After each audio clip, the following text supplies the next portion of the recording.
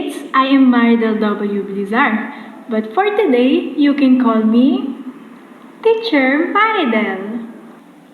Handa na ba kayong matuto? Opo! Very good! Pero bago tayo magsimula sa ating aaralin, maaari bang pulutin ang mga kalat sa ilalim ng inyong mga upuan at itapon sa tamang basurahan at pagkatapos ay umupo ng maayos sa inyong mga upuan. Bago tayo magpunta sa ating pag-aaralan ngayon, magtatanong muna si teacher. Sino ang nakakaalala ng last topic natin? Ang vascular plants po. Very good! What is vascular plants or Tracheophyta? You. Plants po na may specialized tissue naglilipat ng tubig, nutrient. Very good! Ano naman ang two specialized tissues at ano ang ginagawa nito? Yes? Xylem at phloem po. Xylem nagdadala ng tubig pataas at ang phloem nagdadala ng pagkain pababa. Magaling! How about the five subdivision of Tracheophyta?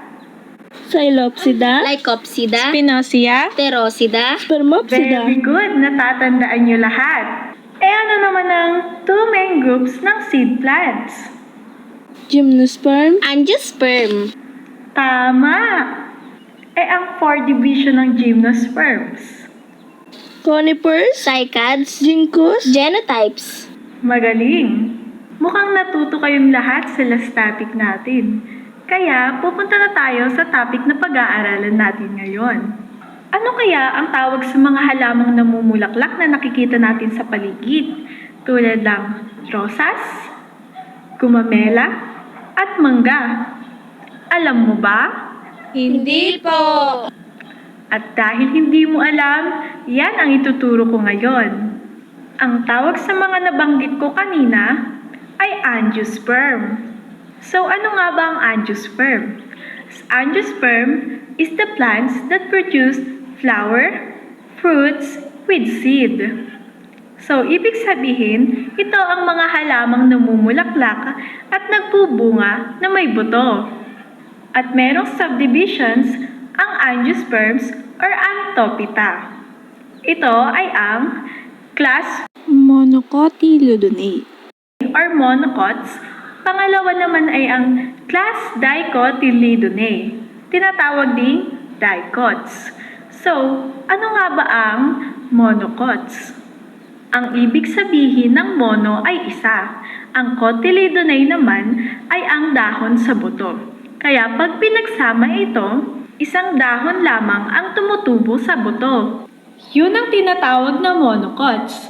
Sunod naman ang dicots. Ang di ay ibig sabihin dalawa.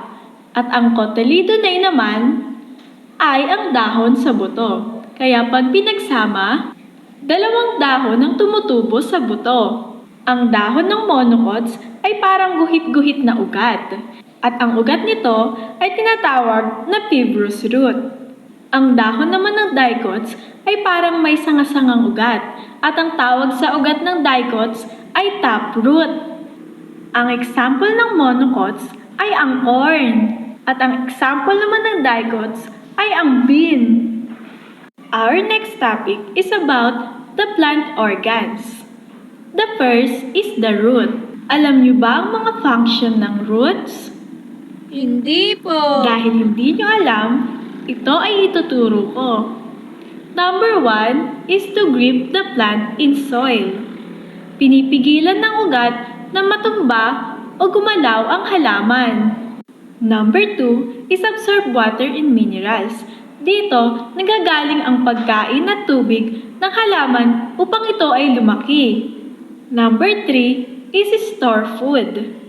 Dito, may mga ugat na nagtatago ng pagkain para kapag kailangan na nila ng pagkain, meron silang pagkukunan. Number 4, help produce new plants. Alam niyo ba na ang ilan sa mga ugat ay kayang tumubo at maging bagong halaman? Hindi po. Ngayon, alam niyo na. The roots can be classified in 4 parts. The number 1 is the primary root. Number 2, tertiary root. Number 3 is the root cap. And the last one is the root hairs. Ang primary root ay ang tumutubo sa binhi at nagbubuo ng pangalawang ugat o tinatawag na secondary root. Ang tertiary roots naman ay galing sa secondary roots na may maliliit na sanga na tinatawag na rootlets. Ang root cap naman ay nasa dulo ng ugat na nagpoprotekta habang pumapailalim ang ugat sa ilalim ng lupa. Ang root hairs naman ay ang ugat na parang maliliit na hibla ng buhok. Ito ang tumutulong para sumipsip ng water at ng minerals. Pag-aaralan naman natin ang the kinds of root system. Ito ay ang fibrous at ang taproot. Ang fibrous ay ang maraming maninipis na ugat na halos magkakaparehas ang laki na kumakalit sa ilalim ng lupa. Ang taproot naman ay isang malaking ugat na tumutubo diretso pababa. We have also the three modified roots, the adventitious, aerial, and the sinkers. Adventitious roots grow from the stem to support the plant, while the aerial roots grow above the ground to absorb water from the air, while sinkers penetrates other plants to take nutrients. The second is the flower. It is the organ of reproduction in flowering plants. By this picture, you can see the parts of the flowers, the male part and the female part. Ang stamen, ang male part. Ito ay may filament at anther. Ang filament ay sumusuporta sa anther, at ang anther naman ay gumagawa at naglalaman ng pollen.